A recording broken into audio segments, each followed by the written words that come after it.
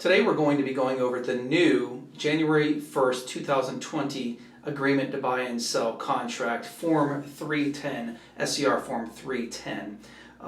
There has been quite a significant number of changes in this contract as opposed to the one that we were previously using, utilizing business days. Some of the major things that have changed is we have no more business days in this contract. It's all go to calendar days and hard days. So first and foremost, I want to make sure that if you are working with another brokerage and even another broker within Berkshire Hathaway City and Joiner, if you hear me say something and you've heard differently from your broker, please go by what your broker has said. They are your first line of defense. You need to check with them if something that you hear in this training does not equal exactly what you've heard your broker or your trainer say. So make sure you go to them and you take their advice, please. As here's my disclaimer, real estate broker, not an attorney. So I am discussing and trying to train this contract with the best of my knowledge, but as I am not God, I am errant. So which means that I can make a mistake. So I'm going to do everything I possibly can not to, but if you hear something in here, please let me know. We'll get it corrected and we'll move on, because that's the way we do as adult human beings. Anyway, that's my disclaimer. Hopefully you'll be okay with that. But again, check with your broker if you hear something that they've said differently than what I've said. So we're going to take it section by section. So let's start with section 1 about the parties. Who are the parties to the contract? Very simply, contract law basically says parties to a contract in a real estate contract are the buyer and the seller. So we put full legal names in those first two lines in the contract. It discusses what a party is. It discusses who the brokers are, meaning the licensed South Carolina brokers in charge and their associated real estate licensees. We have a line in section C there to put the closing attorney. If you do not know the closing attorney at time of contract, put something in there, for example, TBD or to be determined. And then later on in the contract phase, you can write an addendum to change the attorney's name, who's going to be the closing attorney. The effective date, D, effective, the final date upon which a party to the negotiation places the final and required signatures and or initials and date on this contract and delivers notice to initially cause this contract to be binding on all parties. So buyer presents an offer, seller accepts the offer, a listing agent sends it back to the buyer's agent. The sellers have a copy, the buyers now have a copy when it gets to their agent and they send the buyer a copy. We will see that notice and delivery it's deemed delivered, even though it may not be in the party's hands. Once it hits the agent's hands, that's when it's deemed delivered, and the agent knows about it by notice, by the text message or phone call or email, and there's been some sort of response letting him know, yes, we've received it, and that is considered notice and delivery. That's on the back portion of the contract. Good funds, obviously that's pretty simple. It has to be, you can't write a bad check for earnest money. It has to be good funds. And time shall be Eastern Standard Time. What's in South Carolina? So time is of the essence with respect to all provisions of this contract stipulating time, deadline, or performance periods. Right underneath section 1, standard real estate South Carolina law, if you are a real estate licensee or representing a family member, you need to disclose that, and it's right here. So buyer or seller is a South Carolina real estate licensee. If it's a family member, you need to make sure the other party and the other agent knows that you are representing a family member. So that's very, very specific in the license law. And this is new right here in the middle of the page, where initials now are required for buyer and seller to choose whether they're receiving customer service or client level service. 99% of the time, the seller in a property, especially for the MLS, is going to be a client. But you can have those for sale by owners that are not clients, so they may be only receiving customer service. Remember, in South Carolina now, we are a transaction brokerage allowable state, which means that you do not have to have one client in the transaction. Both the buyer and the seller could be customers, and you can just be representing the transaction, so to speak, and taking care of the paperwork for both parties. Other than that, that really concludes section 1, and let's move on to section 2.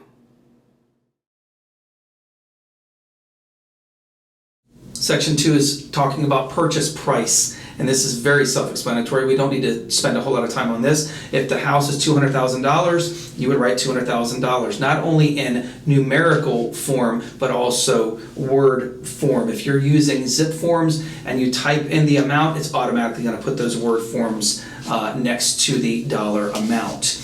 And it's payable by transfer of good funds, obviously a good check, either through financing, the first box, which would be your 100% VA or 100% USDA loans, a combination of finance and cash, which is your most of your loans, right? Your conventionals where you're putting down 5 or 10%, your FHA you're putting down 3.5%, you're putting some cash down, and then you're financing the rest. Or it's an all cash deal, cash US dollars there in that last box. The verification of cash available at closing is or is not attached. I get a lot of questions asked about that, and is to be delivered before, a certain date. So what are they asking for there? If you have somebody that's paying, especially all cash, the seller needs to know, does this buyer have all the cash in order to purchase this house? Well, the buyer can get a bank letter, they can show a bank statement, obviously with redacted account numbers, but with their name on it, something showing that this buyer has the cash to close. Now, I've been asked, would this be requested if it's maybe a 20% down and the seller wants to know that the buyer has the cash? Absolutely. It's completely up to the seller if they ask for this or not. It's a good practice to make sure that this buyer is and has exactly what they're saying they're going to do to make sure that everything goes smoothly with the closing. And then that last line there, this contract is or is not contingent upon the sale and closing of buyer's real property, and SCR 504 form is or is not attached. If the buyer party in the transaction is having to sell another property, they're having to sell the house they're living in order to buy the house that they want, it's either going to be contingent or it's not going to be contingent.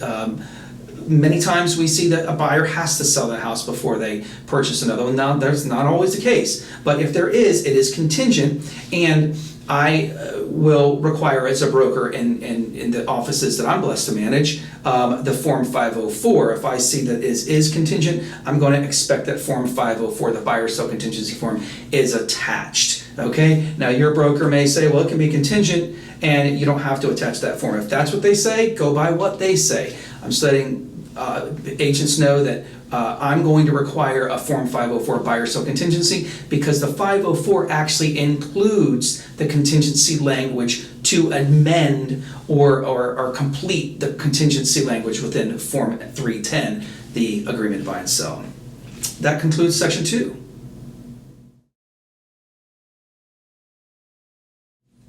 Section 3 discusses the property in general, and we'll read just a little bit on here. I'm not going to read everything, but it says seller will sell and convey, and buyer will buy for the purchase price any and all lot or parcel of land, appurtenant interests, meaning add-ons and inclusions, things that are attached to the house, any things that have upgraded the house that are attached to the house, appurtenant interest, improvements, landscapes, systems and fixtures. Alarm systems are included in here. If they're attached to the house, that becomes part of real property. If any thereon and further described below the property. Then it says seller agrees to maintain in operable condition the property and any personal property conveying in the same operable condition, including any landscaping, grounds, or any agreed upon repairs or replacements from the effective date through the closing. Basically, once this property gets under contract, it is the seller's responsibility to maintain that property exactly the same way as it was when it went under contract. If the seller scratches something or breaks something, it's the seller's responsibility to repair that. It's also the seller's responsibility to maintain all the appurtenant interest, meaning if there's an alarm system and it's going with the house, it's attached, unless it's agreed upon that that alarm system is not going to go, it needs to be in the contract, it's not going to go, that alarm system must stay because it's attached to the property. So just make sure that the Seller understands, hey, we can't do anything crazy with the house once we go under contract, and if you break something or scratch something, you got to get it repaired. And maintain the landscaping, maintain the bills, take care of everything, and just let it be the exact same way as it was when you went under contract. And hopefully the seller will do the right thing and actually maybe even maintain it a little bit better, make it cleaner, hopefully. Going right down below, filling out everything there, that's self-explanatory. The address, the city, any unit numbers that may be involved if it's a condominium or anything, the zip code, the county. Again, make sure specifically that you fill out as much information as that you know, and especially the tax map number. Now, right underneath there it says parties agree that no personal property will transfer as part of the sale except described below and in an attachment. Basically what they're referring to is a bill of sale. Now, I've been told by multiple lenders now that they do not know of any loan that does not allow at least the refrigerator and washer and dryer to be okay in this section of the contract. Now, I've been told that. I haven't seen any contracts kicked back by underwriters by having the refrigerator and the clothes washer and clothes dryer in this section of the contract. However, I have heard many times if other personal property is going to be involved in the sale, that all of that needs to be on a bill of sale, not within the actual contract, because it's just personal property. Okay, so let's make sure that we're attaching that with any other personal property. And honestly, personally, if it was me still doing sales, I probably still wouldn't put refrigerator, washer, and dryer. I still would probably use a bill of sale for all of that. But again, going back to what the lenders have told me, they have not seen those things getting kicked back by underwriters. That is conclusion of section 3.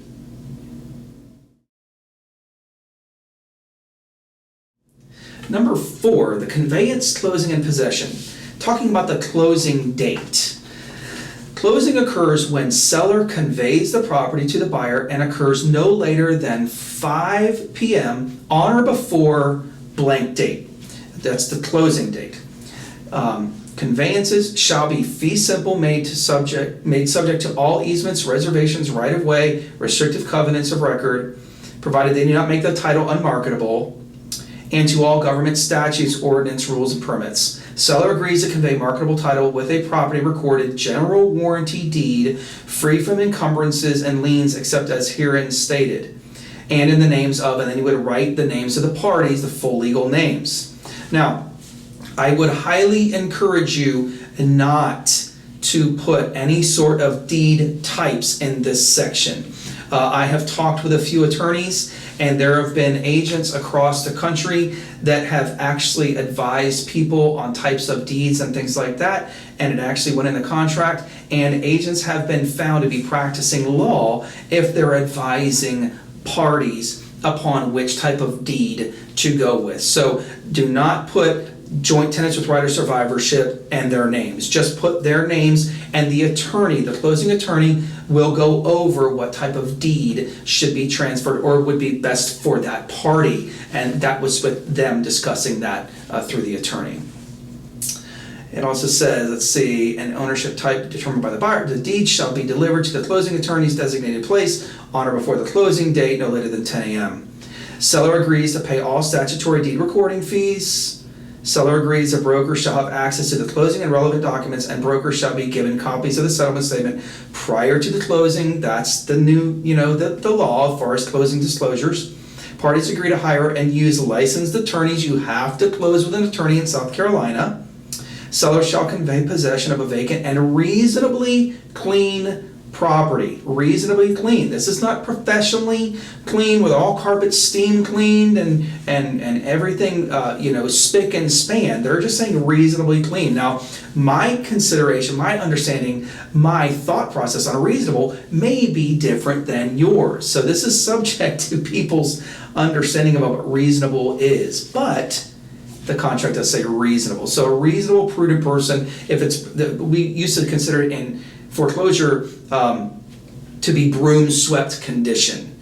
Broom swept, basically your basic wipe downs and broom swept condition.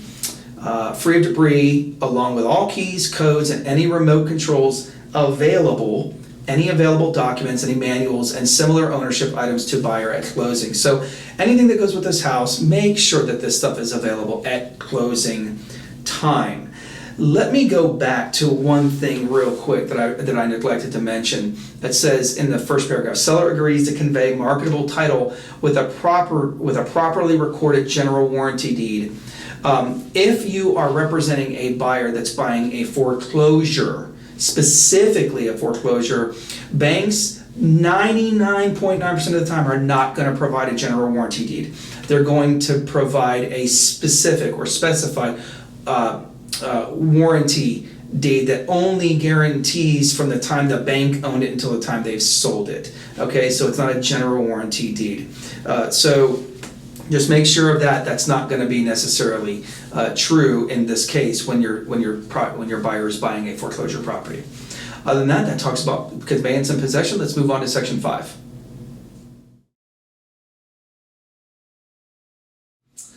Section 5 talks about earnest money, and there's been a lot of controversy about earnest money and who, I'm not going to go into all those details. Who gets the earnest money? What if this and what if that and what if this? That's not what this is about, okay? But we are going to discuss who holds it and what could happen if there is a dispute. So, very first line there, it says total amount. That's the total earnest money that's going to be given, whether it's $0 or whether it's $5,000 or more, right? Let me just put an end to some things that people think. In South Carolina, you do not have to have earnest money on a contract for it to be a legal and binding contract. You do not have to have earnest money. There's some agents and brokers think that earnest money is what makes the contract in place. No, that's not the case. Earnest money does not have to be in the contract. However, it makes your contract and your buyer's offer obviously stronger because a seller feels that there's skin in the game from the buyer. So I get asked all the time, about how much should earnest money be. It's really depending on how bad the buyer wants the offer to be strong. So, if they want to put down $500, if they want to put down $1,000, if they want to put down $5,000, depending on what they're putting down with their regular loan, that's completely and totally up to them. Do I necessarily think an earnest money has to be $5,000? No, but that's my personal opinion. If a buyer wants to make sure he's got the strong enough offer, the seller may like to see that. But a lot of times if you're buying a bank-owned property, they'll at least want to see 1% of the purchase price. So just keep that in mind. But most of the time as a broker, I see between $500 and $1,000 is typically the average amount of earnest money. And honestly, I think that's perfectly okay. It said earnest money is paid as follows in that first blank line there. If it was going to be $1,000 earnest money and the buyer's providing you a check at offer written time, you would put $1,000 there, right there in that second line on the second line there. But because it's accompanying the offer. However, if the buyer didn't have their checkbook, if they need to wait until they get paid, that second line there, it says, and blank will be paid by 6 p.m. on such and such date. Okay, that's if you're writing an offer, you have $1,000, they don't have their checkbook, they're waiting on it for it to get the bank. You can actually delay that happening. Now there's some controversy because our law says that we're supposed to have it within 48 hours of executed contract. But if the parties agree that earnest money shall be delayed, that this contract makes that allowable. Let's see, and earnest money is in the form of a check or cash or, other being a wire or cashier's check or whatever the case may be. And then you would write that in that line down there on line number 4, and the example of other, what type of other is it? Is it a wire? Is it a cashier's check? Is it a money order? Whatever the case may be. So if it's in the form of a wire or cashier's check or a money order, you would put that in that line there right immediately following the other space. It says buyer and seller authorize blank as the escrow agent to deposit and hold and disperse earnest money according to the terms of any separate escrow agreement or of any separate escrow agreement. There you're going to put who's holding it. If it's going to be an attorney, if it's going to be the brokerage, you need to put that there, the escrow holder. Now, at Berkshire Hathaway City and Joiner, one thing that we changed in 2020 is that we are not necessarily requiring, but we're strongly advising, and we are not wanting to hold earnest money anymore, just for sheer liability purposes and paperwork purposes, because of how heavily the state looks at trust accounts with brokerages. So we're really recommending that the closing attorney or an attorney hold earnest money and let them handle that with the court to disperse it if there's a disagreement between buyer and seller. The broker does not guarantee payment of the check for earnest money. Of course, we don't know whether somebody's writing us a bad check or not. And parties direct the escrow agent to communicate reasonable information confirming receipt and status of earnest money upon the broker's request. We need to know if they received it. A lot of us need to have that in some sort of digital room that we're keeping all of our information in, and we need to make sure that it's been turned in. If earnest money is not delivered by the agreed upon date above, seller may terminate the contract by delivering notice of termination to the buyer.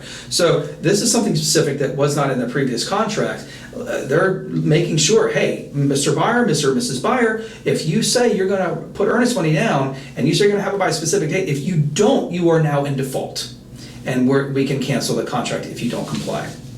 Then in the very big paragraph right below that, in all capital and bold letters, we're going to go through this because this is where a lot of people get confused of what happens to earnest money. Where does it go? What do we do? What is a court of competent jurisdiction? Let's talk about this. The parties understand and agree that under all circumstances, including default, escrow agent will not disperse earnest money deposit to either party until both parties have executed an agreement authorizing the disbursement. For example, Form 518 and Form 517, the release of earnest money. Form 518 releases the earnest money and the contract. Form 517 only releases the earnest money but not the contract, meaning if you were releasing earnest money from one attorney's office to the other or from the brokerage to the attorney's office, the escrow holder has to release that, but the contract stays in place. That's rarely used, but it's in their Form 517. A mediation agreement by a court or by mediators, or until a court of competent jurisdiction has directed a disbursement. That's basically the interpleader action.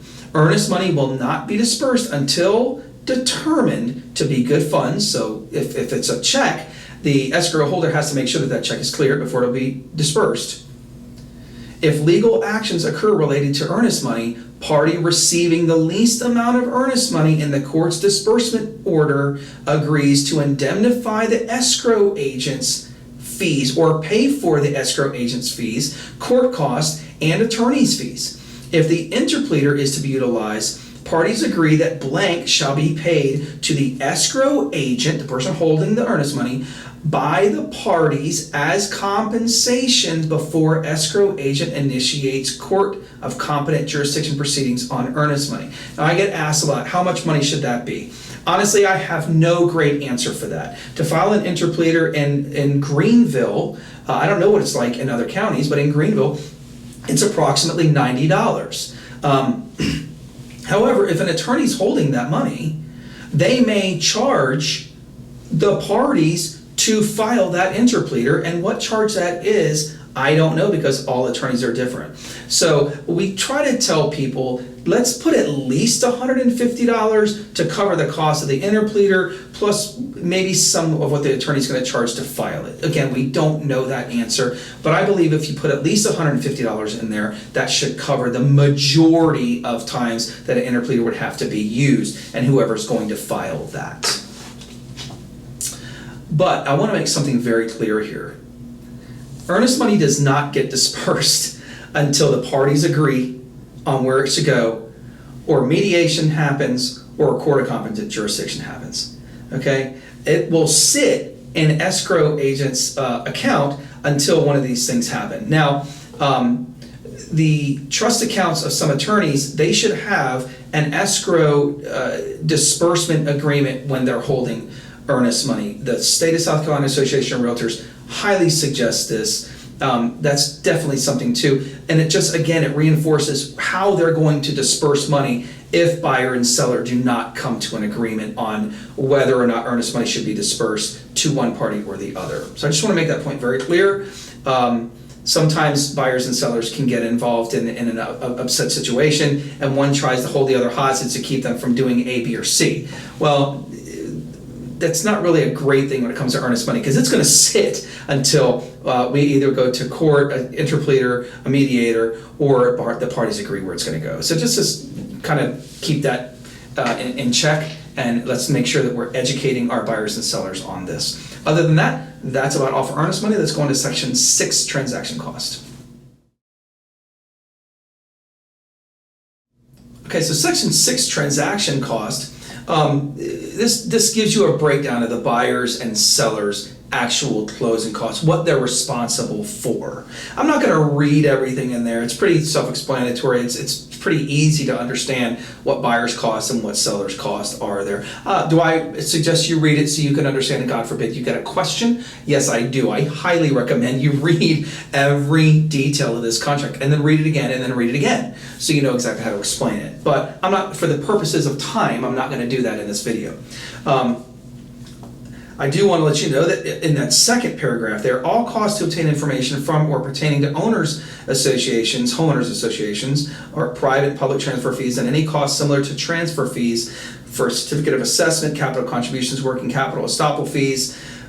Honestly, these things rarely come up other than property, HOA, transfer fees. This is where we really see this. We don't really, honestly, I haven't even seen any sort of certificate of capital contributions or working capital or estoppel fees. I have not seen that, but they're trying to cover all bases. But what this section is talking about is the homeowners association transfer fees. And when this comes up, whose responsibility is it to pay for them?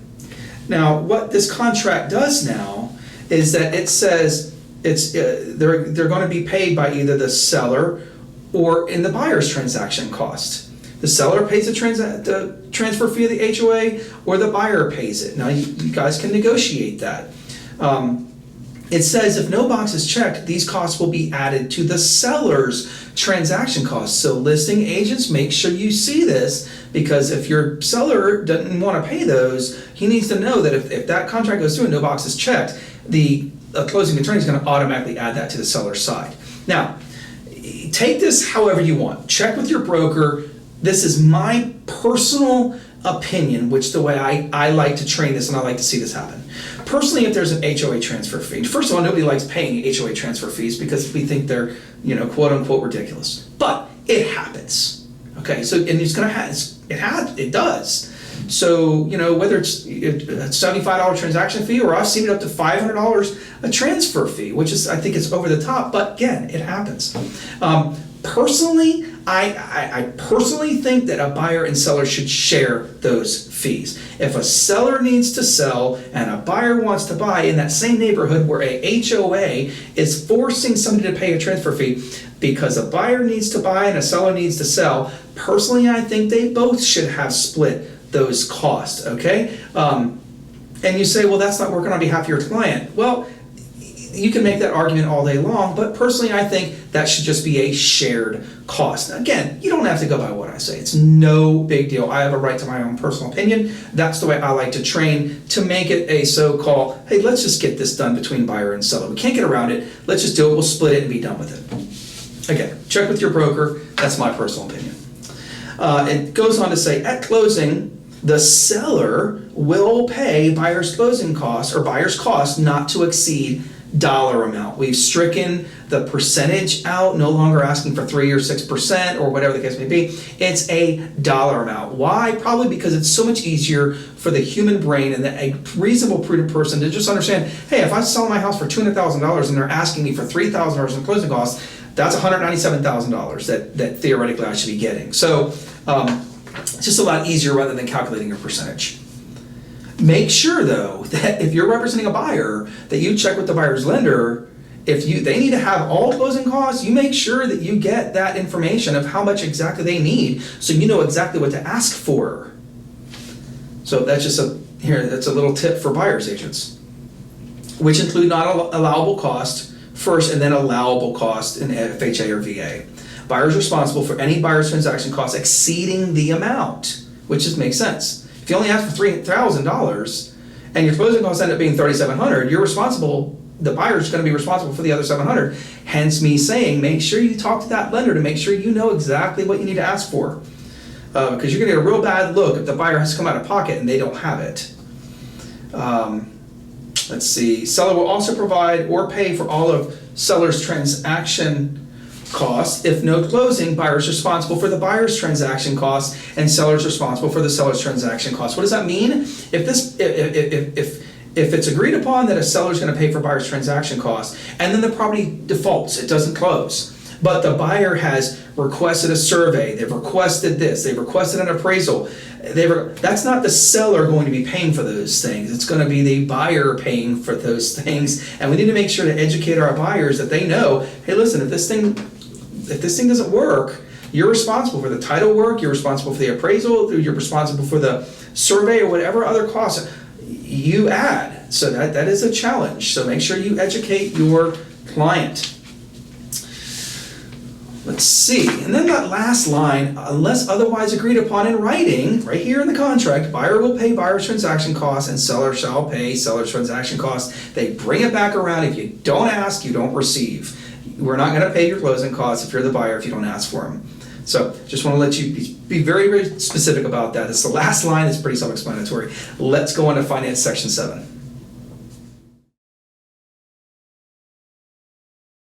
Section 7 is the financing section. This is pretty simple, but there's been some changes made in this contract that I think you'll really appreciate. Buyer's obligation under this contract is or is not contingent upon obtaining financing. Unless you're paying cash, most of the time it's going to be a contingent type of offer, because most people, not all, if you're blessed enough to have enough money to pay for a house with cash, then God bless you, or whatever the case may be. But most of the time we see financing being necessary in a contract. So you're going to check is there or is not, right, if you're paying cash. And then it's the type of loan. Is it a 30-year loan? Is it a 15-year loan? Is it a 5-year adjustable rate mortgage? What is it? And then other, for purchase money loan at a reasonable prevailing market terms with loans equal in the amounts to a minimum of blank percentages. So if I'm putting 20% down and it's a conventional 30-year loan, it's going to be to a minimum of 80% loan. I don't put what I'm putting down, I put the actual amount of the loan. So for example, again, 80% loan, you put 80% there because we're putting 20% down. If it's an FHA loan, we know that we have to have 96.5%. We have to put down 3.5%, either through our own money or through gift funds, whatever the case may be. So that loan, 99% of FHA loans are typically 96.5% maximum loans. So that's what you would write in there. Let's see. In a timely manner, buyer shall inform seller and brokers of pertinent financing issues and authorize their lender to disclose pertinent loan information to the seller and brokers. So this contract states that if there's any issues, that the seller but the buyer is granting permission for the lender to talk to the seller and the agents about what's going on. It's the financing disclosure. The buyer shall apply for financing by blank date, a hard date. So if you contract today and you want them to make sure they have financing 2 days from now, you put that specific date that they're applying for financing, and shall deliver notice to the seller of reasonable pre-final loan approval, example, lender pre-approval documentation, lender intermediate approval documentation that contains no unreasonable credit, income, or asset conditions within or by such and such date. So you need to make sure that if once this loan gets into the hands of the lender, they're collecting all this information. The lender then sends that information to the underwriter. Typically, every lender that I've asked, it typically takes, most of the time 7 to 10, maybe 12 days to get it out of underwriting. So, don't get me wrong, some lenders can do it quicker than others. But on average, 7 to 12 days to get it back out of underwriting to have stipulations. For example, the buyer has to maintain their job. They can't have any unreasonable credit problems. Don't go out and buy a car, right? We've all heard that. Don't do anything, and don't lose your job, right? That's actually happened to me before the day of closing, the night before the buyer actually lost their job, and the lender called the employer to verify their employment, and unfortunately that person was no longer employed, so that closing actually had to be stopped an hour before closing. So it happens, just so you know. But that underwriting time, we need to make sure that stuff is all going and it gets done by a certain date. And then this is new. This is very, very important. If the buyer changes their lender during the financing period, they must notify the seller in writing. They have to notify them. Now, absent written approval by the seller, buyer cannot change the lender if the closing date agreed upon in paragraph 4 will change as a direct result. So if you are trying to go for a conventional loan and you're not going to be able to make it, now you got to go with an FHA loan. That is more than likely going to change the closing date. And according to this contract, if you don't get the seller's approval, you cannot change that. You're not going to meet your financing contingency. So make sure that you're taking care of this stuff and writing the addendums and the approvals necessary. If a lender subsequently declines or fails to approve financing, the buyer shall notify the seller and brokers as soon as possible. As soon as possible. If the seller and brokers are notified of inability to obtain financing during the financing period, either party may terminate this contract by notice. Either party. Okay, I just want to drive that point. If they get notified of the inability to obtain closing, the seller and or the buyer can terminate the contract. If the lender, you put down the lender there, whatever the lender that you're using, and what type of loan it is, and whether there's an FHA, VA financing addendum attached or any additional financing terms. Now, I will say this. We have the FHA, VA financing addendum within our zip form file, but most of the time I've seen lenders require their own financing FHA, VA addendum. So even though you may do it up front, the buyer and seller and the brokers are probably going to get asked to fill out the lender's paperwork. That's just kind of what I've seen. You do with it what you want, but that's typically what I've seen. So now we're going to go into section 8, which is the repair section. This is going to be a little bit longer because repairs is one of the most common things that cause contracts to default. I'll do my very best to explain it, but here is section 8.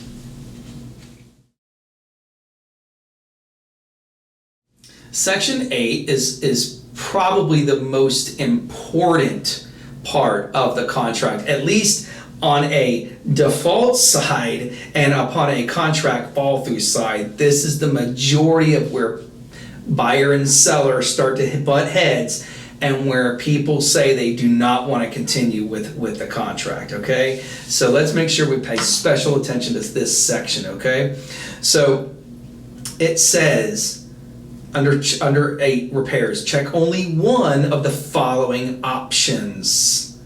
This is new. Before we had a due diligence addendum that we attached to the contract, and due diligence and as is were not in our contract. Now it is, which is great because we can limit paper, we can limit addendums, and it's all right here in front of us. If no boxes are checked, this contract will be an as-is contract. Now, pay special attention to that. If no boxes are checked, it automatically goes to an as-is contract. And there's some things with as-is you're gonna wanna know in regards to repairs. If multiple boxes are checked, then the first paragraph with a checked box will determine repairs. So if you got repairs and due diligence, you're automatically going to be in repair procedure because multiple boxes are checked according to the way this contract reads. Okay, so let's talk about repair procedure. All repair procedure inspections and requests shall be completed and delivered to the seller by 6 p.m. on hard calendar date. No more business days, a hard calendar date. Any and all requests necessary to place it's 9 systems, here they are: heating systems, air conditioning systems, electrical systems, plumbing systems, water supply systems, water waste systems to be conveyed in operative condition, to make the roof free of leaks, to address environmental concerns, and to make the improvements structurally sound. Those are the repair requests that you, under this contract, can make, and those are known as seller paid repairs. Anything that falls underneath these 9 systems in the house are what's known as seller paid repairs. Anything else, and we're going to talk about that, is considered non-seller paid repairs. Okay, so you're looking at the 9 systems only in the repair procedure. If the buyer fails to notify the seller within this time frame, the date above, the buyer shall have waived any and all rights under terms of this section.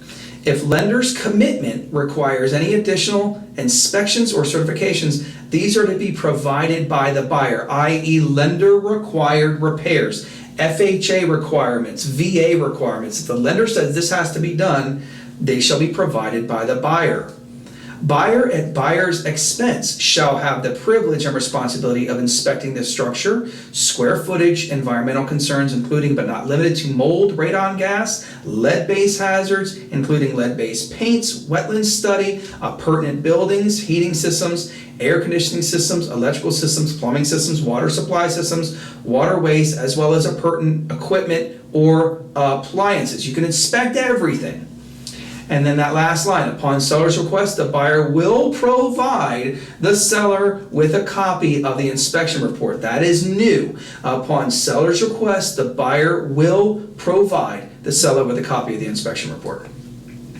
And then that next paragraph, this is where the seller gets to respond, because you have the 1 day, you have by such and such date, we have to do all of our inspections and we have to get the repair request over to the seller. Now, by such and such date, by 6 p.m., the seller now shall respond back to that request. The seller shall deliver notice agreeing or not agreeing. Pay special attention to that. A seller is not obligated in any way, shape, or form to repair anything that the buyer requests. I want to make that point very clear. Just because it's part of the 9 systems, this contract does not force a seller to make those repairs. They can agree or disagree. I just want to bring that point home. The cost of all repairs to heating systems, air conditioning systems, electrical systems, here we go to the 9 systems again, and to make the improvement structurally sound to be paid by the seller. There's that seller paid repairs. That's what the 9 systems are called. Here we go.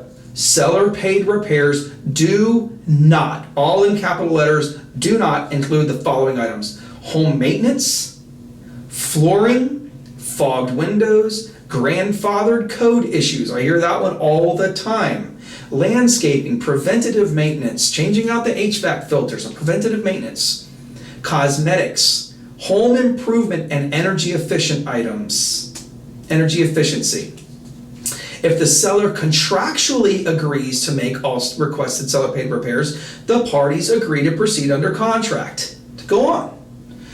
The repairs to any other items are the sole responsibility of the buyer. So if this buyer decides to go in repair procedure and they have a few things that they're asking the seller to pay for and to fix, some plumbing issues, some electrical issues, the roof is leaking. Now, okay, those things are in the 9 systems. The seller says, okay, no problem. I will agree to make those.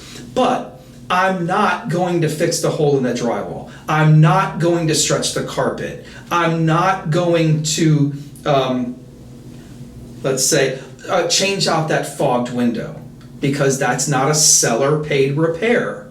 If the buyer wants to terminate because the seller is not going to change out the fogged out window or stretch the carpet or fix a hole in the drywall, theoretically the seller can, but they can be considered in default of the contract. They could say all day long, no, they should be doing things, but under the repair procedure, a buyer is required under this contract to look at these 9 systems, and anything else out of the 9 systems, it's not the seller's responsibility. Okay? Now let's put the rubber on the road.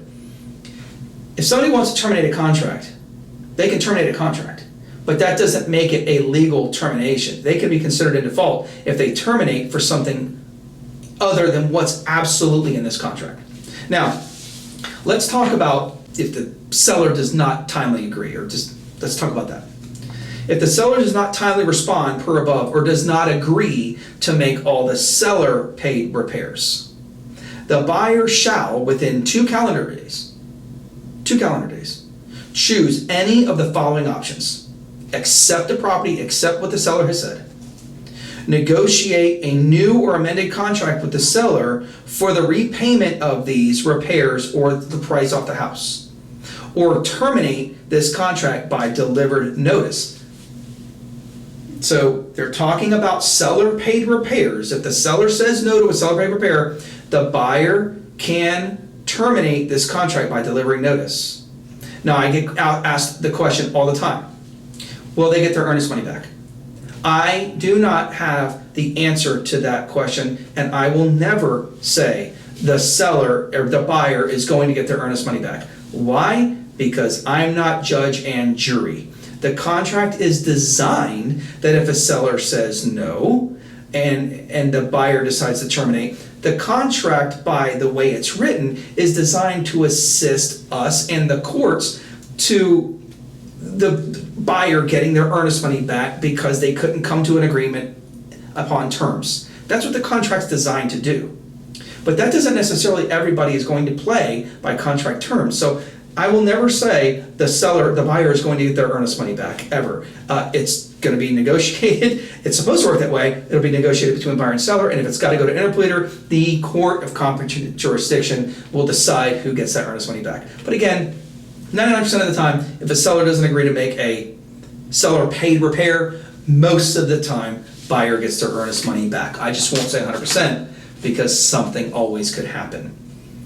If the buyer fails to accept, renegotiate a new amended contract, or terminate the contract by delivered notice within 2 calendar days, the buyer agrees to buy and seller agrees to sell the property as is. And parties agree as is means the buyer buys the property for the purchase price while the seller maintains the property from the effective date through the closing, subject to normal wear, otherwise without repair or replacement, and sells the property for the purchase price unless otherwise agreed upon in writing by the parties in the contract. The obligations of the seller for repairs terminate upon closing. So this is very, very significant. We as agents need to be very cognizant of calendar days, the date that things are due. Because if the buyer doesn't get their inspection and the repair request in by the first calendar date, you agree to buy the property as is, according to this contract. But if the seller doesn't respond in a timely manner, the buyer has 3 ways to move on with the contract. So just make sure you're putting on your sales hat and you're watching those dates for your clients. Due diligence, right underneath this. The due diligence period begins upon the effective date and shall expire at 6 p.m. on a calendar date. Now, I want you to be very understanding of something. There is only one calendar date in the due diligence period. One. It's not, we need to have the property inspected and give a inspection report and repair request, and then the seller has so many days, and then the buyer has so many days, 2 calendar days after that to say whether they're going to accept it or not. That's not the way due diligence works. Due diligence works on one calendar date. If we get the property under contract today and 15 days from now that hard date comes up, we've said that's the end of the due diligence period. We must, both parties must come to an agreement upon all repairs being requested. All. It has to be negotiated, it has to be agreed upon by that calendar date. And if it's not, what can happen? It says, during the due diligence period, should the buyer fail to obtain a new amended contract with the seller, or a buyer fail to timely, properly due diligence terminate the contract during the due diligence period, the buyer agrees to buy and seller agrees to sell the property as is. We already know what as is means, just from the above, the previous mentioned discussion. Okay, so you must meet that calendar date. Now you say, well, what happens if it doesn't? Then the parties have to agree upon an extension of due diligence. Write an addendum to extend the due diligence. Most people will agree to that. Most people will, especially if a seller needs more time to get quotes or whatever the case may be. Most people are good individuals and they will agree upon extending. Now I'm not going to say all, but I'm going to say most. Okay. I'm also going to go into what due diligence is. During the due diligence period, the buyer may make timely, prudent steps to help buyer inspectors, seller estimators, and realtors all have adequate time for the buyer to coordinate inspections and repair requests, the seller to obtain repair estimates, and the buyer and seller to negotiate repairs, and buyer to potentially timely, properly due diligence terminate or buy if they necessarily have to. Now, it talks about what all they can do. It talks about what's covered. But the better question is what's not covered, and honestly, there's nothing not covered. Due diligence covers everything from on-site conditions to off-site conditions, as we see here. And theoretically, people can terminate for any reason under due diligence. Now, there's a lot of controversy on this, whether a seller should accept this or not to be able to take a property off the market for a buyer to be able to terminate for any reason. That's the reason why there is a termination fee that goes along with due diligence. Right underneath those numbered paragraph there, it says termination. During the due diligence period, buyer may unilaterally terminate this contract only by delivering to the seller both notice of termination and a termination fee of blank U.S. good funds. Okay? So, now, have I seen a buyer and seller agree upon a $0 termination fee? Yes, I have. Is that the way it's designed? No, but they have agreed upon that. I always get asked, well, what's a good termination fee? I don't know.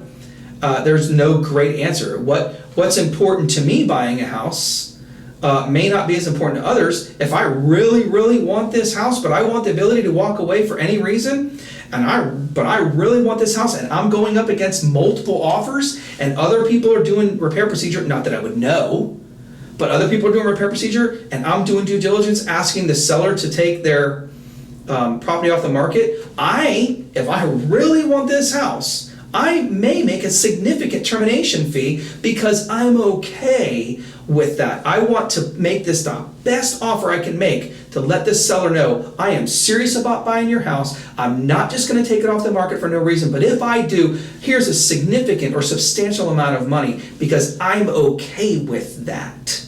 And that could be substantial for some people. It could be minimal for others. So it's just all depending on what situation your buyer is in, and there is no one size fits all on this. I cannot stress that enough. If you're going up against multiple offers and your buyer knows, they may want to make a higher due diligence termination fee than, just $0 or $100, especially if they really want that house. Again, take it on a case-by-case basis. Just so we know that submitting a repair request in due diligence does not extend the due diligence time frame, termination date. Okay, so just make sure, just because you do a repair request, it does not automatically extend that date. It's a hard date. You must have everything negotiated. Let's move on to as is, because this is different. Let's move on to as is. All parties agree that property is being sold as is. All parties, not just seller, not just buyer, all parties. As is means buyer buys the property for the purchase price while seller maintains the property from the effective date through closing subject to normal wear without repair or replacement, and sells the property for the purchase price unless otherwise agreed upon in writing by the parties in this contract. Okay, we already know what as is. Okay, but here's the main issue, but here's the huge thing I want you to know. The buyer retains the right to inspect the property by 6 p.m. on blank calendar date. For informational purposes only. The seller is under no obligation to remedy any issues the buyer discovers during their inspections, and the buyer may not terminate the contract based on the results of any inspections conducted. I want to make sure that everybody understands if your buyer chooses as is, they are buying that property per this contract, or they more than likely, if they try to get out, they are going to be in default. It's very clear. You can inspect it, but the seller's not doing anything, he's under no obligation, she's under no obligation, and you can't just walk away. So if you know automatically up front, it says in the MLS, property being sold as is. My personal recommendation is do a due diligence contract. Don't do repair procedure. You already know up front that the seller's not going to repair anything, so why even try that? Do a due diligence contract if it's okay with your buyer. Obviously, this is totally up to buyer, okay? And have the ability to just walk away if the property is not in a manner or shape that the buyer wants it in, or understands that they are going into the contract and going into the purchase with. Because doing an as-is contract, just because it may say as-is in the MLS, does not allow that buyer to walk away. So that's a very significant change in the contract, and one of which you need to be very aware of. So just make sure that you educate your clients on this section specifically. I hope I did a good enough job explaining it. Listen, if I've made a mistake in this section, please forgive me. Okay, I don't believe I have, but if I have, let me know. I'll correct it immediately. But I think I've done my very best to try to explain this and to try to help you guys to understand what these three sections mean. Let's move on to section 9, inspection.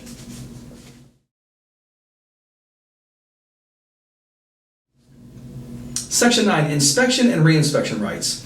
The buyer in South Carolina licensed and insured inspectors reasonably perform any reasonably, ultimately non-destructive examination. They can't go in and poke in walls, okay? It can't be destructive. And make reasonable record of the property with reasonable notice to seller through the closing, including investigations of off-site conditions and any issues related to the property at buyer's expense. Basically, they're inspected. You could check off-site conditions, you could check on-site conditions, anything you want to look at.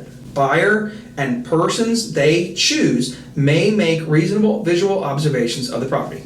The sellers will make the property accessible for inspection and not unreasonably withhold access unless otherwise agreed upon in writing by the parties. The seller, basically, hey, I'm going to allow you access during this time. You know, who knows for what reason? They could have tenants in a house. We don't know. But if both parties agree, they're not going to withhold access. You're good to go. Seller will grant the buyer the right to perform a final walkthrough inspection of the property within 48 hours prior to the closing date. Okay? We didn't have that before. That's a change of the contract. The seller will grant the buyer the right to have a final walkthrough within 48 hours. Seller will keep all utilities operational through closing unless otherwise agreed. Okay? So listing agents, let your sellers know, don't cancel just because you're moved out of the house. Don't cancel those utilities. Okay? And then it says seller grants buyer permission to connect utilities, pay for utilities, and hire professionals, electricians to safely connect and operate utilities during the inspection. Now, that doesn't occur typically with your traditional sales where a seller's living in a house. That occurs with your vacant houses if sellers don't have utilities on, the house is winterized, it's a foreclosure, and they don't have utilities on. It's an estate sale and he's been living in the house for 2 or 3 years. Maybe the utilities are off. This contract can grant the buyer the right to have utilities turned on. And then that goes on, underline, this is the disclaimer, this is the legal fees. The buyer will hold harmless and indemnify, pay damages and attorney's fees to the seller and brokers for all claims, injuries, and damages arising out of the exercise of these inspection rights. The seller will hold harmless, indemnify, pay damages and attorney's fees to brokers for all claims, injuries, and damages arising out of the exercise of these inspection rights. Okay, so they're taking us out of it. They're like, hey, if you get inspections, we're not liable for any of this. That's whatever. Y'all take care of that. We're not paying for anything. We're not liable. Let's see. Brokers recommend that parties obtain all inspections as soon as possible. Brokers recommend that parties and inspectors use insurance to manage risk. Of course, you want your inspectors licensed and bonded and insured. Okay, so all right, let's move on to Section 10, appraised value.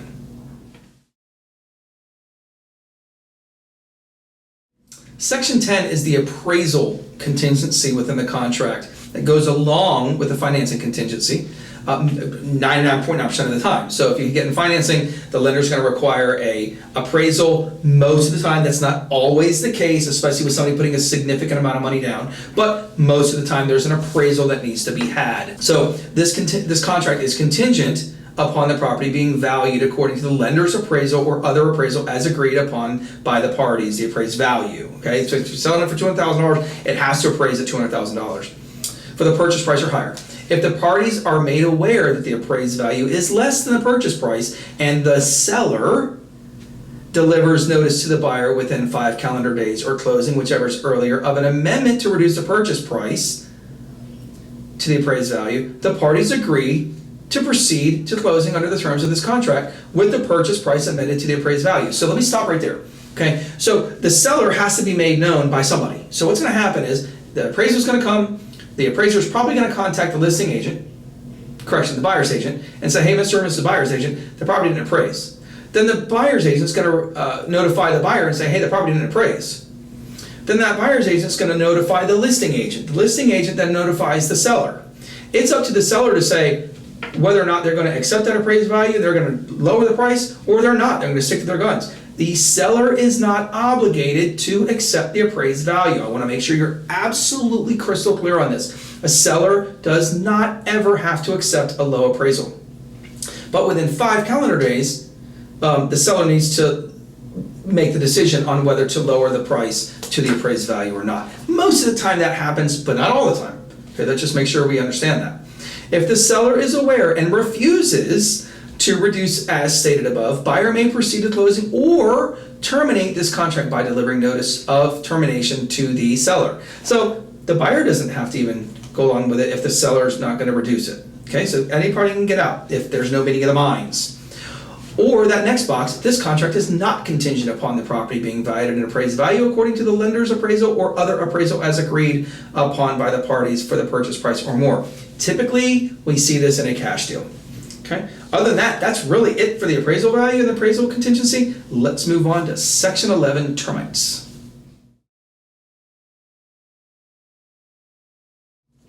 Section 11, known as the Wood Infestation Report.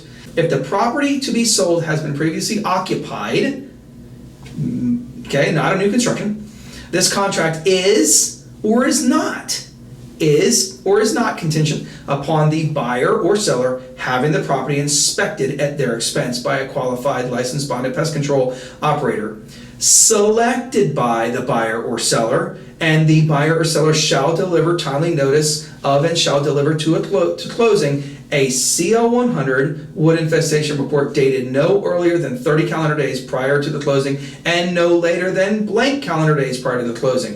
Everybody always asks me, what time do you put in there? Well, it's totally up to the buyer, but definitely I wouldn't go no less than 5 business days before closing. I mean, anything can happen. So, I mean, I would want that if I was on the listing side and buying side. I want that to be, basically as far as possible, maybe, 10, 15, 20 days before closing, just to give, God forbid it came back with termites, to give the seller the opportunity to repair the property, get it termite treated or whatever the case may be. Now, you can have a contingent or not contingent. The buyer or seller pays for it, the buyer or seller chooses it, you can choose any one you want in here, and the buyer or seller has to deliver the CL 100, okay? It didn't say a clean CL 100, it said a CL 100 to the closing table, because it could come back bad, right? So, we never want that to happen because there's a problem. But in this section, it doesn't say deliver a clean or clear CL 100. It just says deliver a CL 100.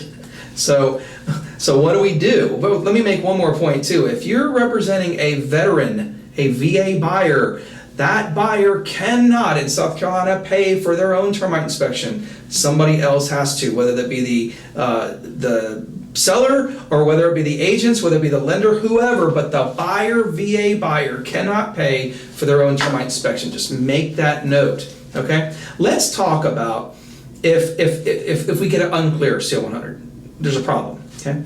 Second paragraph, if the wood infestation report reveals the presence or indication of or damages by termite infestation or other wood destroying organisms, seller, watch this, shall remedy such deficiencies and shall furnish the buyer with a CL 100 wood infestation report by a qualified licensed bonded pest control operator dated no earlier than 30 calendar days that the property is free from infestation or any damage herein mentioned, or documentation that the infestation has been treated and damage has been repaired as appropriate in a workmanlike manner on or before the closing and reported by an appropriate licensee. That's a lot of words, just read along with me.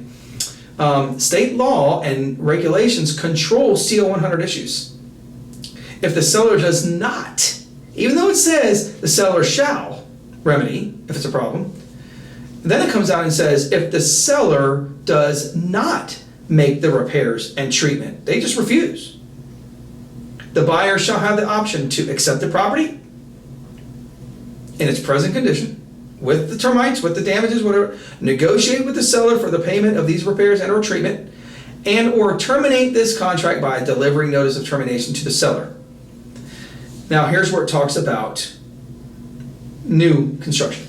If the property to be sold has not been previously occupied, new construction, the seller shall certify that the dwelling has been treated by soil poisoning for the prevention of termites and other wood destroying organisms, and shall provide at the closing to the buyer a written certification from the licensed qualified bonded pest control operator. The obligations of the seller under this section terminated after closing.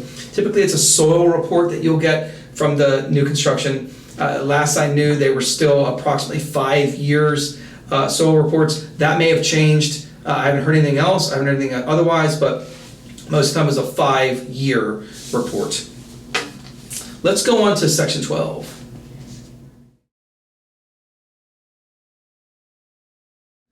Section 12 talks about surveys, title examinations, and elevations, insurance. And we always do this. This is our contract that say we recommend buyer have property surveyed, title examined, which the attorney's going to do, the elevation, wetlands, beachfront determined, and the appropriate insurance, whether you need flood insurance, hazard liability, owner's title, effective at closing, unless otherwise agreed upon in writing by the parties, the buyer to obtain new insurance policies by the closing or the declaration page, and the seller may cancel existing insurance after closing, not before. It's not recommended. Flood insurance, if required by lender at or buyer's option, shall be assigned to buyer with permission of carrier and premium prorated to closing. Buyers are solely responsible to investigate pricing. It's not the seller's responsibility, it's the buyer's. Availability, coverage, and requirements of insurance, whether they need it or not.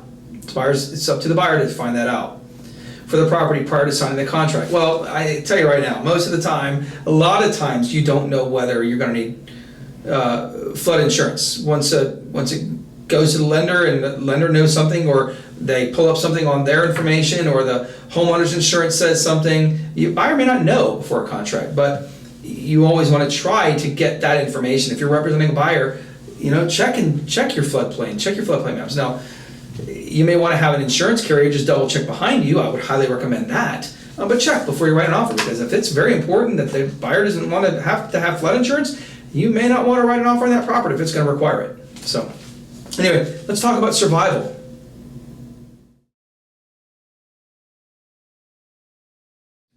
Probably the shortest section in the contract is the survival clause. And what is that? So it's really easy, but I think we miss it because it's so small. If any provision herein contained which by its nature or effect is required to be observed, kept, or performed after closing, it will survive the closing and remain binding upon the parties hereto until fully observed, kept, or performed. Let's break that down. What does that even mean? Okay?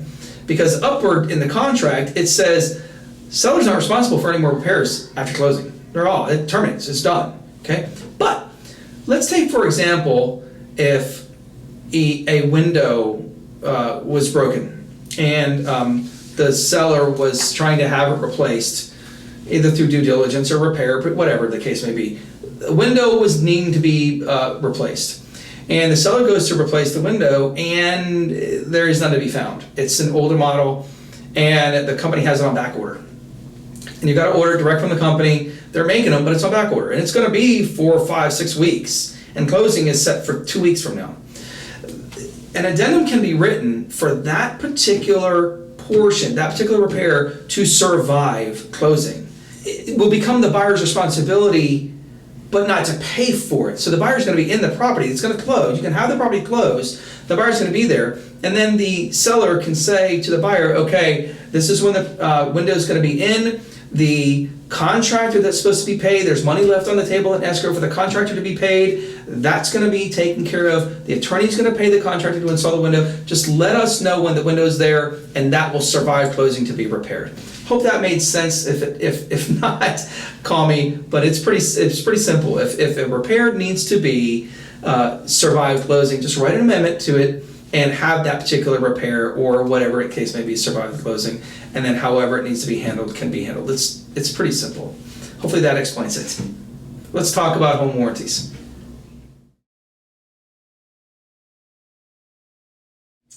Section 14, the home warranty company coverages. Now, either the property's going to come with a home warranty or it's not. They're going to negotiate a home warranty or you're not. And it says the parties agree that a home warranty were ordered by, most of the time that's either the buyer or seller, or most of the time we see buyer or buyer's agent in there that's going to order the home warranty. A lot of times I see buyer agent in there. With at least 12 months of coverage after closing, will or will not be provided by closing. So it's either going to have a home warranty or it's not. And blank dollar amount will be paid by, this is where typically we see a seller's going to pay for it for a buyer. We see the seller in this line right here. To the home warranty company. And let's see, buyer to pay any deficit and surplus reverts to payer. Basically, if the seller agreed to pay $450 for a home warranty, but the home warranty that the buyer wants is $525, it's the buyer's responsibility to pay for that deficit. And then proposed home warranty and type of a home warranty, you would write that in there. I know that's a small line, but you have the ability to say what type of home warranty that you're using. I'm not going to mention any names on this video. There's no reason to do that. Whatever home warranty and what the type of home warranty you would buy, that's where that would go. And then it says in all capital letters, this is to give you notice that brokers have, will, may receive compensation from home warranty companies or others for referral or processing. You are not required to purchase a home warranty or similar residential service contract, and if you choose to purchase such coverage, you are free to purchase it from another provider. So basically, they're wanting to let the public know. Agents, not in Seed and Joiner, but there are agents, there are companies out there that can get money back from home warranty companies for selling their product, okay, for the processing of the product, okay. But here at Seed and Joiner, we don't do that. We don't collect those fees at all, and nobody's required. It's agreed upon by buyer and seller. But if the agent recommends ABC home warranty, the buyer or seller can choose another one. They're free to choose. So they want to let you know that you, as the parties, have the ability to change up and make changes to any other home warranty that's being offered just because of that clause. Let's go on and talk about fire, casualty, or injury, section 15.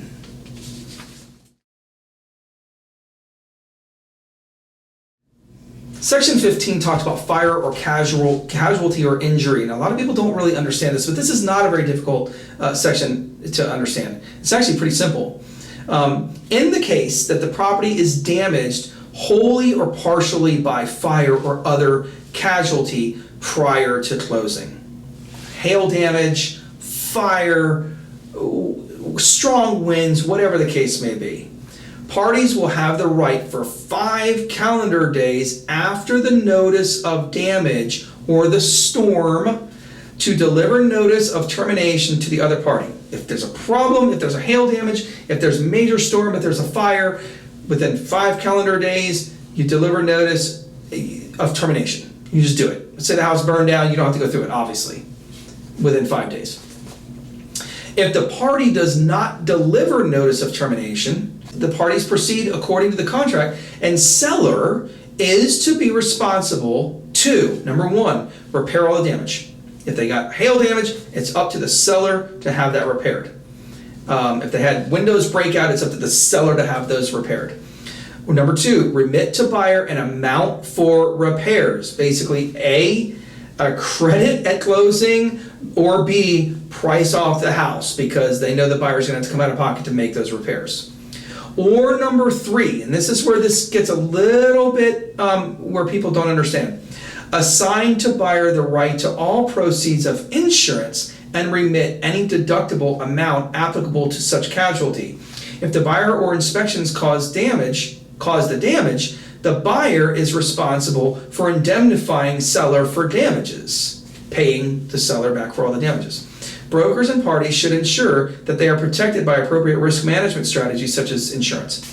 Okay, so breaking it down, a hailstorm comes through your city, damages a roof, and the whole neighborhood has been hail damaged, and you have the property under contract. You don't have to stop the closing. We just need to get the insurance company out there to say, yes, the property has hail damage, the roof's going to need to be replaced. The insurance company is going to provide a check to the seller to have that roof repaired. But what can happen is that the seller can then, if it's under contract and scheduled to close, you don't need to cancel closing. You just have the seller have the insurance company, their insurance company, make the check out to the buyer, and minus the seller's their deductible amount.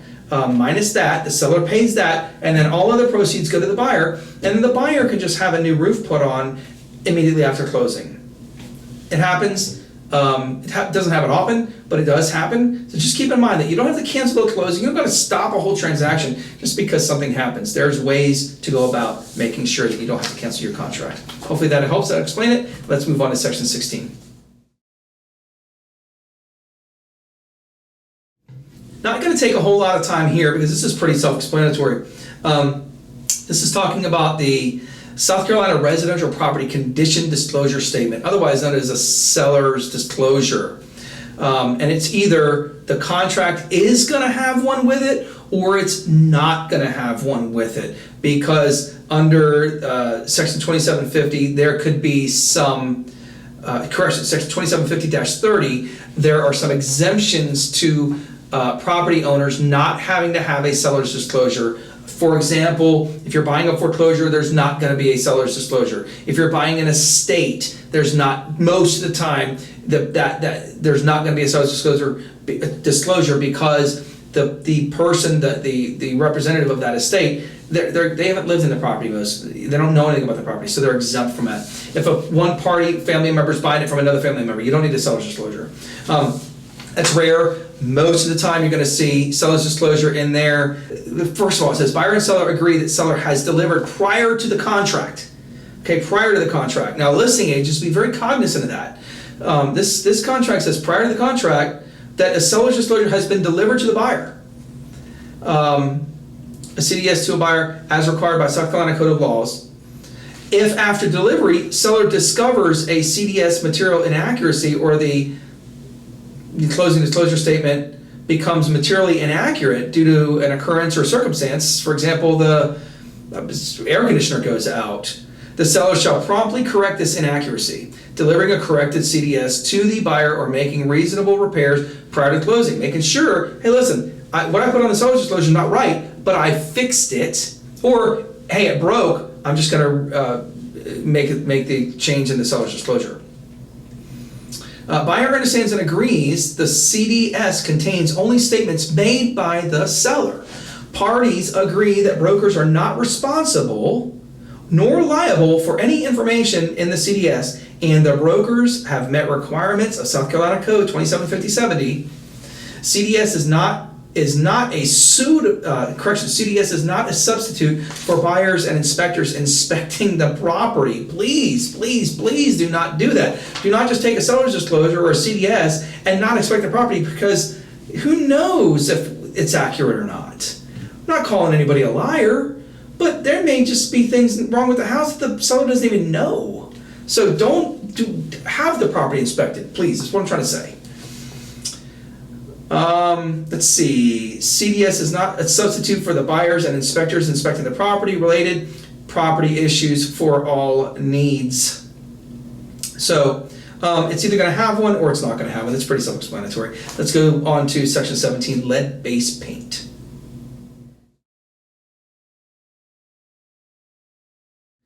So section 17, very easy. If the property was built prior to January 1st, 1978, by federal statute, by federal guidelines, you need to have a lead-based paint document. This is not a state law. This is a federal law. If it was built before 78, the contract must have a lead-based paint addendum disclosure to statement, okay? So make sure you have those, okay? Also, buyer's agents, seller's agents, please give your clients the Protect Your Family from Lead in Your Home pamphlet. Please, it's in zip forms. Make a digital copy, keep it in your computer, email it out. Make sure that people have that, and make sure you as the buyer's agent, you as a listing agent are signing in the appropriate areas of the lead-based paint disclosure. Okay, it's a federal document. I'm going to share with you a little thing that I deal with in life. I have a few life lessons. And this is huge when it comes to having a federal document. This is where this really comes into play. Rule of life number 3 for me. Rule of life number 3 says this: don't mess with nature or the U.S. government. It's simple. Don't do it. Don't mess with a sleeping bear just because you think he's cute and cuddly. Don't mess with the U.S. government. When they say you need a lead-based paint disclosure, do what the U.S. government says. Don't mess with the IRS. There's my little tip for you. Hopefully you got that. Let's go on to Section 18, the Sex Offender Registry.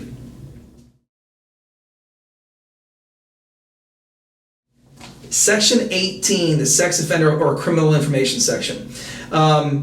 This one we got to be very careful with. Let's read it. Parties agree that brokers are not responsible for obtaining or disclosing information in the South Carolina Sex Offender Registry, and no course of action may be brought against any brokers for failure to obtain or disclose sex offender or criminal information. Buyer and seller agree that they have the sole responsibility to obtain their own sex offender death, psychological stigma, clandestine laboratory, and crime information from sources from, like example, law enforcement, private investigator, or the internet. The buyer may obtain information about the sex offender registry and persons registered within the registry by contacting the local county sheriff and or other appropriate law enforcement officials. I cannot say this enough.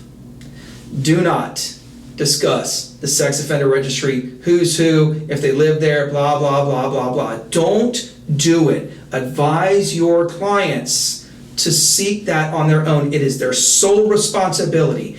If you do and you are wrong, there can be tremendous consequences come down on you from the person that you said was on the sex offender registry and is not.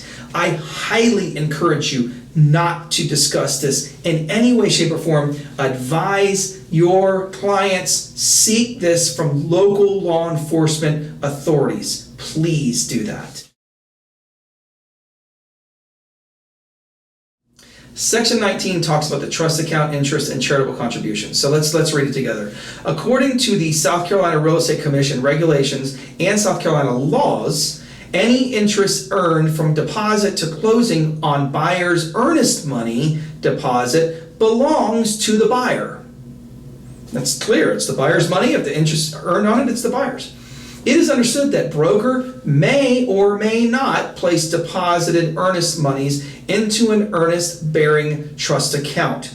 If buyer's earnest money deposit is deposited into an earnest interest-bearing trust account, parties agree that broker will retain all interest earned in said account and may contribute some or all to a charitable enterprise. Okay? Now, I don't know of anybody's trust account that's interest-bearing, me personally, but there could be some out there. Some attorneys may have a trust account that's interest-bearing. I don't know. What I do know is most of the time we see may not, because brokers, parties that are holding earnest money, we don't want to be responsible for having to pay for those particular interest bearing to anybody or have anything to do with the charitable contribution. So most of the time you see may not. But if you don't know, you may want to choose may, because you don't know where that money is being held. Other than that, that's about it for that particular section. Let's go into section 20.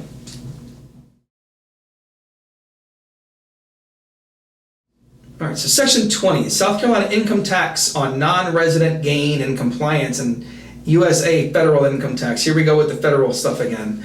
Seller and buyer will comply with the provisions of South Carolina laws regarding state income tax withholding requirements if the seller is not a resident or has not filed South Carolina state income tax returns. Seller and buyer will comply with United States of America federal income tax laws. Seller and buyer should discuss tax laws and minimization actions with their qualified tax advisor.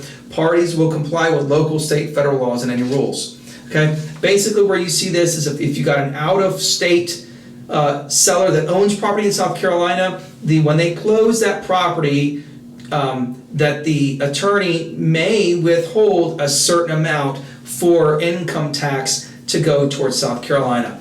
The attorney will take care of that. You don't have to worry about that. You're not a tax advisor. Don't advise on this. Just let the attorney and or a tax advisor actually help them out on this. But know that that could actually happen at closing. Let's go into section 21.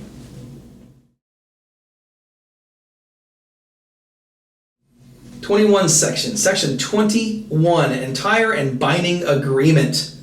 The merger clause. Parties agree that this contract expresses the entire agreement between the parties. What's in the contract, the four corners of the contract expresses the entire agreement, and that there is no other agreement, oral or otherwise, modifying the terms, and this contract is binding on parties and principals, heirs, personal representatives, successors, and assigns. Illegal provisions are severable. Whatever your parties are going to agree to, it has to be in this document. Basically, there can be no other documents, no other agreements outside of what's in this real estate contract. Because they're going to agree at closing that there was no other contracts or outside negotiations or agreements outside of this contract. And if they say no, and it's determined by the lender that there was, they could be looking at mortgage fraud. So let's make sure that we educate our people, no other outside agreements between the parties. Let's go to section 22, adjustments.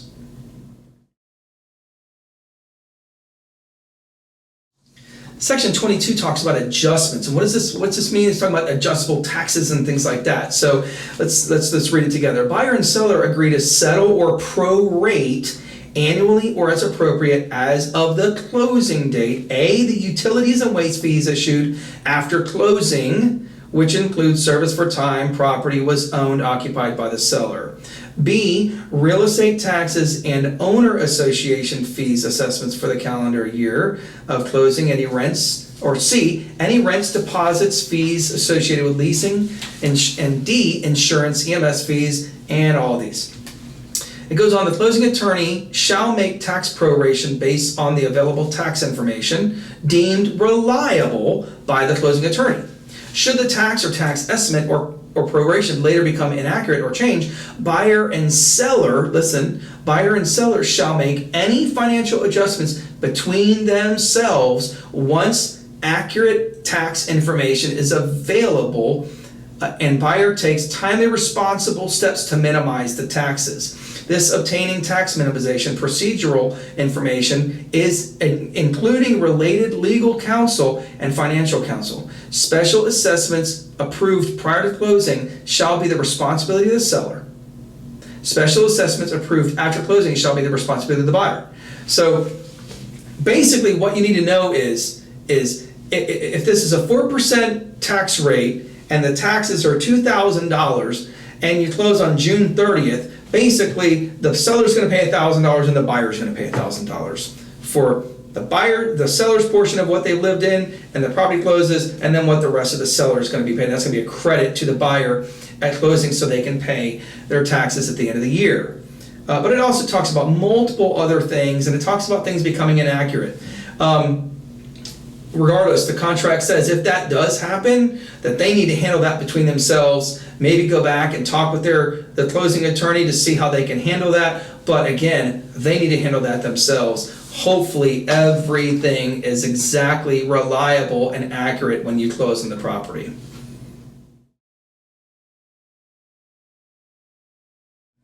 Section 23 is the default section. This is the part that nobody really wants to talk about because nobody likes to have a contract fall through. The buyer wants to buy, seller wants to sell. We want to bring these two parties together. We don't want to talk about default, but does it happen? Yes. There are remedies to this. So let's make sure that we understand the remedies, and let's make sure that the buyer and seller both understand their remedies too. A, if the seller defaults in the performance of any of the seller's obligations under this contract, the default, the buyer may deliver notice of default to the seller and terminate the contract. That's number one. And they can pursue any remedies available to buyer at law or equity. And they can recover attorney's fees and all other direct costs of litigation if the buyer prevails in any action against the seller. They can do all of those, not just one, they can do all of them. B, if buyer defaults in the performance of any of the buyer's obligations under this contract, or default, the buyer defaults, the seller may deliver notice of default to the buyer and terminate the contract, and pursue any remedies available to seller at law or equity, and recover attorney's fees and any other direct costs of litigation if the seller prevails in any action against the buyer. Obviously a lawsuit, litigation. C, if either or both parties default, if either one or both, the parties agree to sign an escrow deposit disbursement agreement or release agreement. So it's right there in the contract that if either or both parties default, either one of them or both, they agree to sign the escrow disbursement agreement. Sometimes they won't. Sometimes they won't agree on where the money goes, but at least they're signing it, so then we got to get interpleader involved. So they agree to disperse it, but they're not in agreement where it's going, so don't get those two confused. Okay? They agree to sign a Form 518, but they don't agree where the money's going, so just keep those separate. But they got to agree to sign it, because that's what the contract says. D, parties may agree in writing to allow a cure period for default if within the cure period either party cures the default and delivers notice, the parties shall proceed under the contract. So here's a real easy one. The buyer did not deliver their earnest money in time. Seller found out about it. Buyer says, my bad, I'm sorry. I had a flat tire, I couldn't make it to the attorney's office before I got there. I delivered it the next day. The parties can agree, okay, no problem, we can just continue on to closing, because that's not really a big deal. Could be a big deal to some people, but you're gonna have to take it on a case-by-case basis. Parties can agree to not have to go through with the default, continue on to closing. That's the best thing for everybody, and let's hopefully that happens in your situation. Let's go on to Section 24, mediation.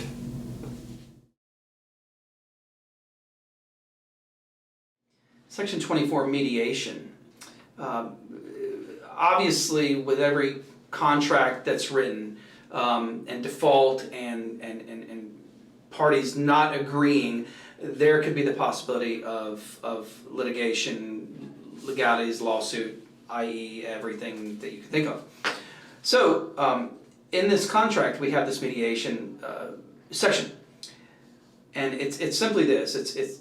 Well, in layman's terms, it's basically set up by the National Association of Realtors, and our local Association of Realtors has mediators that can work with both parties to try to settle a dispute.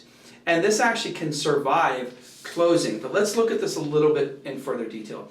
To potentially avoid expensive or lengthy, uncertain litigation, parties may voluntarily and cooperatively decide which mediator to hire, how to pay the mediator, where to meet for mediation talks, and their own settlement agreement. Mediators do not, listen to this, mediators do not decide settlement outcomes. The parties decide, which is the reason why a lot of people don't do this, because a lot of times, sometimes parties can't come to a decision. It's got to go in front of a judge or a jury, the case, to hear and to decide. Mediators merely facilitate the parties reaching their own settlement and documenting settlement. Now, don't get me wrong, mediation has worked in the past, and as long as you have two parties that are level-headed and they give some on each side, then you can have a good mediation process. And there's a lot of mediation that does work. Okay, I don't want you to in any way, shape, or form think that I was saying it doesn't. But there are times when sometimes parties cannot come to an agreement, and that has to go in front of a judge or a jury. It says, parties agree to attempt mediation for any dispute, claim, breach of representations made by any party. Broker/other, example, concealment, misrepresentation, negligence, fraud, or service issues related to this contract by using the National Association of Realtors Mediation Dispute Resolution System, and it gives the number there. You can look at the policy on the nar.realtors website, and the SCR Realtors mediation site. Gives you a whole bunch of information on their sites. Parties agree that the duty to attempt mediation services survives closing, and any signed mediation settlement agreement is binding. So basically, if parties come to an agreement, it's binding. There's no changing it.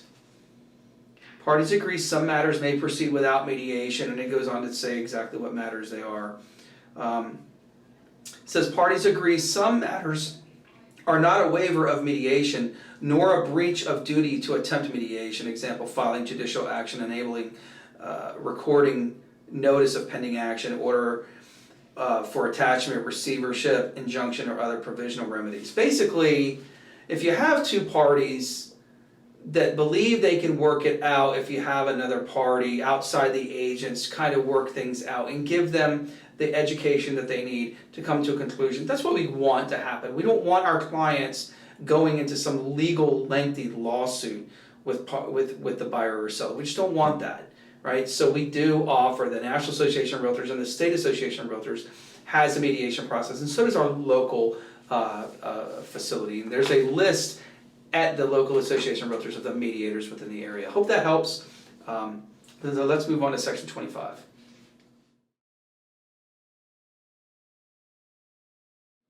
Section 25 is known as the Non-Reliance Clause. It's not a merger clause nor extension of a merger clause. It says parties execute this contract freely and voluntarily without reliance upon any statements, representations, inducements, promises, or agreements by the brokers or parties except as expressly stipulated or set forth in this contract. If not contained herein, such statements, representations, inducements, promises, or agreements shall be of no force or effect. Parties acknowledge that brokers are being retained solely as licensed real estate agents and not as an attorney, tax financial advisor, appraiser, surveyor, engineer, mold or air quality expert, home inspector, or other professional service provider. So what is this saying? Basically what this is saying is, don't rely on me as the real estate agent. If I say it doesn't smell like there's mold in this house, and you just take it at face value, well, if he doesn't smell it, there must not be any mold in the house. You gotta actually get a mold or air quality inspection. I could say as a real estate agent, yeah, it looks like that HVAC system's in great working order. It should last you several more years. Don't rely on my statements. Make sure you get that HVAC inspected by a qualified licensed HVAC inspector. So don't rely on me for anything that I say or anything the party says. If the other party says, oh, don't worry, I'll make sure this is left for you, this is left for you, the lawnmower in the garage, blah, blah, blah, and all this sort of stuff. Don't rely on that. Make sure whatever is being promised is in the contract or is in a bill of sale. Basically, get it in writing in the four corners of the contract. Don't rely on statements made by any party because they're not enforceable. Hope that helps. Let's move on to section 26.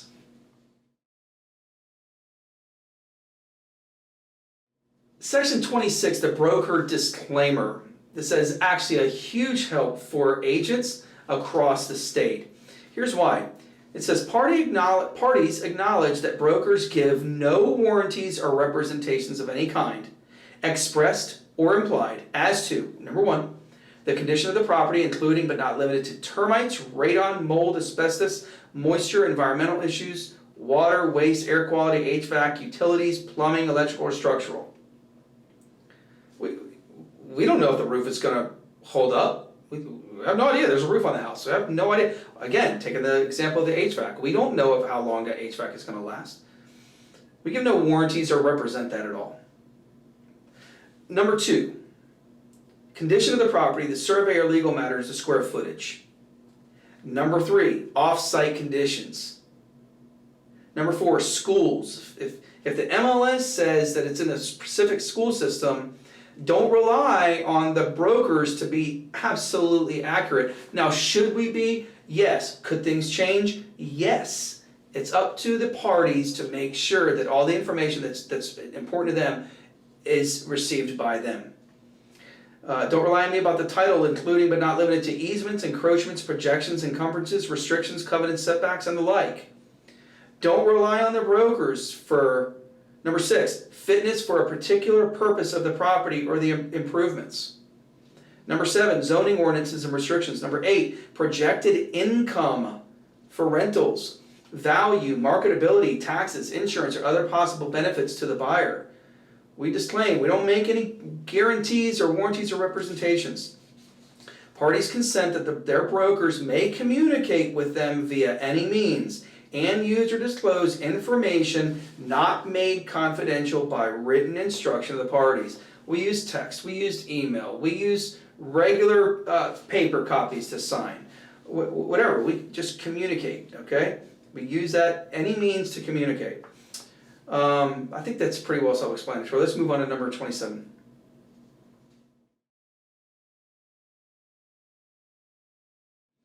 Number 27, the broker's compensation.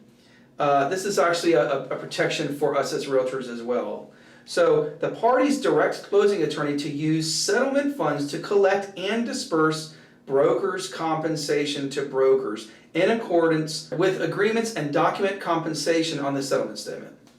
If a party disputes broker's compensation, that party agrees to retain a South Carolina law firm to escrow only the disputed amount of brokerage compensation until the dispute is resolved by a written agreement signed by that party and the affected broker, arbitration award, or court order.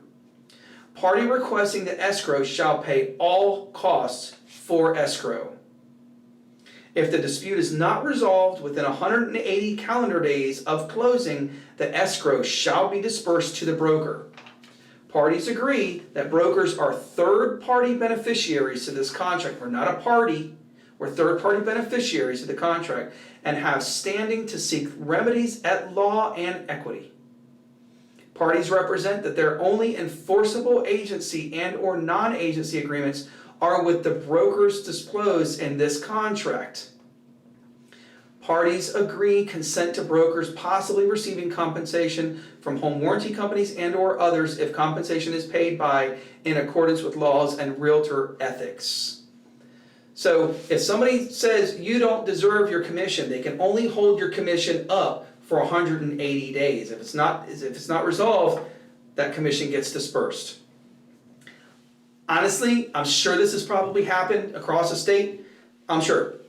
I've been in this almost 14 years now, and I have never actually had this happen to me, thank God. And I don't even know anybody it's actually happened to. But I'm just, what the contract says, it's only for the commission that that's all they can hold in escrow.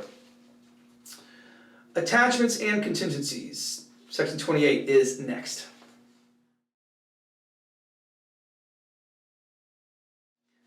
Section 28, attachments, other contingencies, terms, and or stipulations. This is like the catch-all of the contract, and we'll talk about that. There may be attachments to this contract. The most recent changes, amendments, attachments, contingencies, stipulations, addendum, additions, exhibits, or writings, that's a mouthful, agreed to by the parties is evidence of the parties' intent and agreement and shall control any contract language conflicts. Parties shall initial and date contract changes. If any documents are attached as addenda, amendments, attachments, or exhibits considered part of this agreement, such documents can be further identified or described here. So if you have any other South Carolina Association of Realtors forms, you would put their form number, you may even state the name of the form.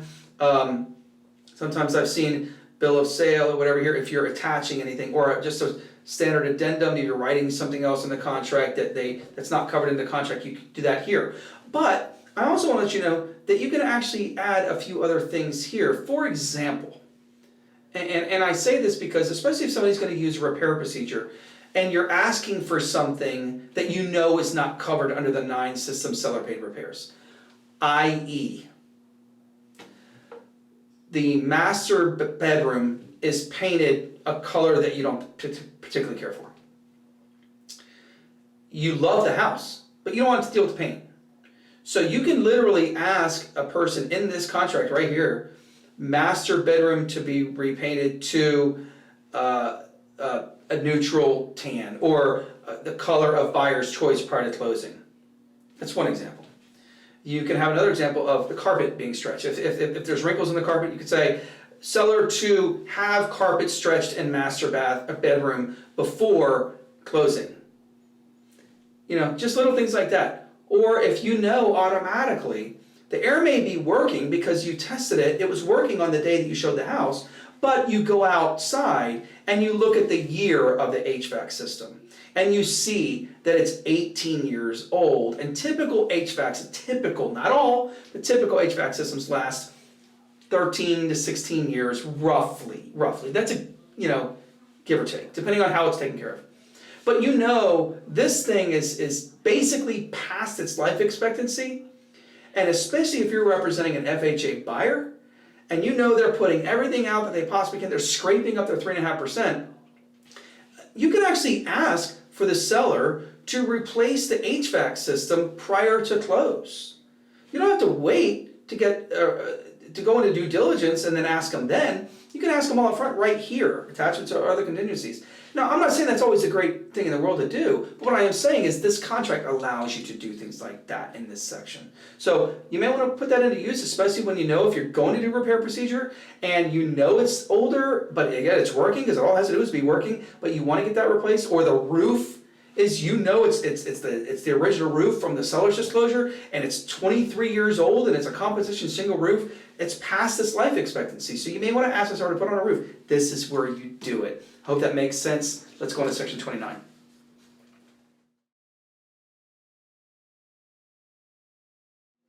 Section 29 talks about notice and delivery. Way back at the beginning of this training video, we talked about notice and delivery after the effective date, or when the contract becomes effective.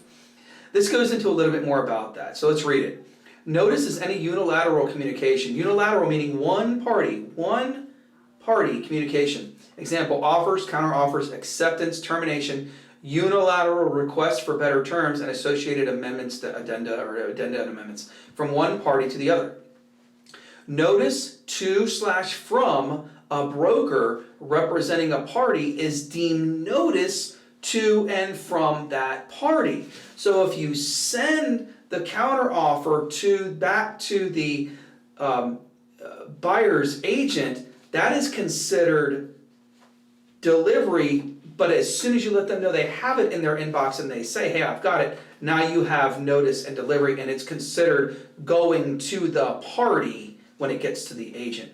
All notice, consents, approvals, counterparts, and similar actions required under contract must be in paper or electronic writing and will only be effective as of delivery to the notice address, email, fax written below, and awareness of receipt awareness of receipt.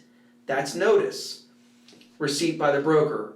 Delivered. Hey, got it. You've been delivered notice, and it's been delivered now, unless parties agree otherwise in writing.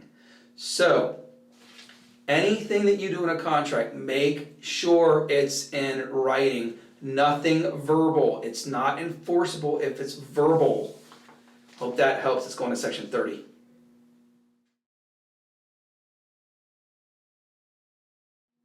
Section 30 talks about acknowledgments, and we tend to pass this up, but it's very important. As a matter of fact, that's why it's in bold and right here at the end of the contract. Due to potential criminal activity, parties are solely responsible to verify all wiring instructions. This is huge. This is an epidemic across the country right now with wire fraud. They're solely responsible to verify all wiring instructions with law firm and the bank. Parties are also advised and understand that audio-visual surveillance may occur in the property, and parties should plan accordingly and comply with all federal, state, and local laws when it comes to recording. Parties acknowledge receiving, reading, reviewing, and understanding this contract, the South Carolina Disclosure of Real Estate Brokerage Relationships Form, and any agency agreements, and copies of those documents. Parties acknowledge having time and opportunity to review all documents and public records and receive legal counsel from their attorneys prior to signing this contract. If you should always be in the habit, would you like to speak to an attorney to have them interpret this contract for you to make sure you get all of your questions answered before writing this offer? You should always offer that. Make sure they understand their buyer agency agreement. Make sure your seller understands the listing agreement. Make sure they understand what agency is and what dual and designated agency is, because they're acknowledging it here. Hopefully that helps. Let's go into section 31.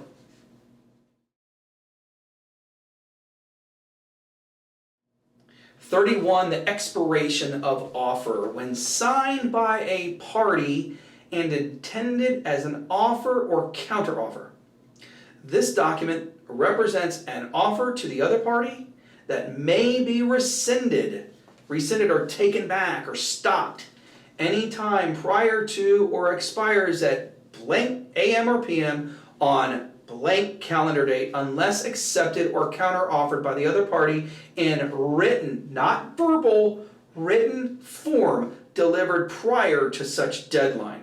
This offer will expire automatically if no action is taken by either party 30 calendar days after the offer's submittal. Every offer has to have an expiration, okay? Preferably if it goes after the expiration and only one party has signed it, but the other party wants to sign it, it is preferred when that seller signs that after the expiration date that seller change the expiration date and initial and date it and send it back, and the buyer then initials that expiration date. That is the correct method to do it. Now, have we seen contracts come through that are signed after the expiration date by one party or the other? Yes, and it goes to closing without an issue and nobody makes a big deal.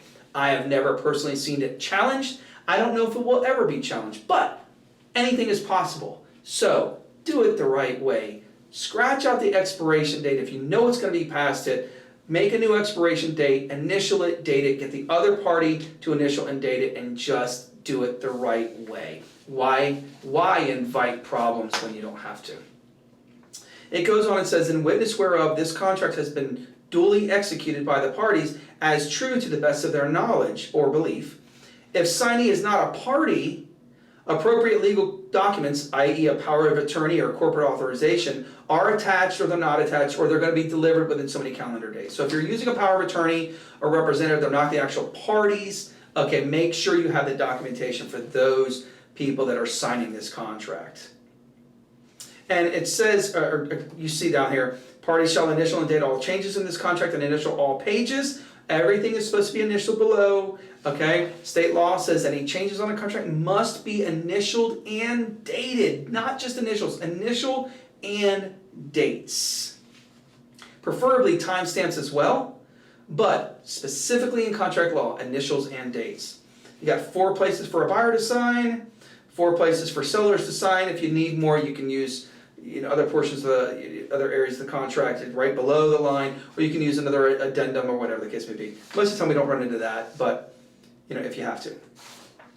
And then on the very last page, we got the buyer's agent's and the company, the buyer's agent's email address, the buyer's agent's license number, the LLR office code. That is found on your South Carolina license. It says REO dot, a number, and .ofc. That's real estate office, and there's a number, and so that's what you put on there. That, now it's taking, we used to have to fill out everything, what association we're involved in. We don't need that anymore. They need your license number, they need what office number you're with. That way, any member of the public or anybody looking at this contract can go to the SCLR website and find you and find your agency. Other than that, that concludes the contract training. Let me just leave you with this.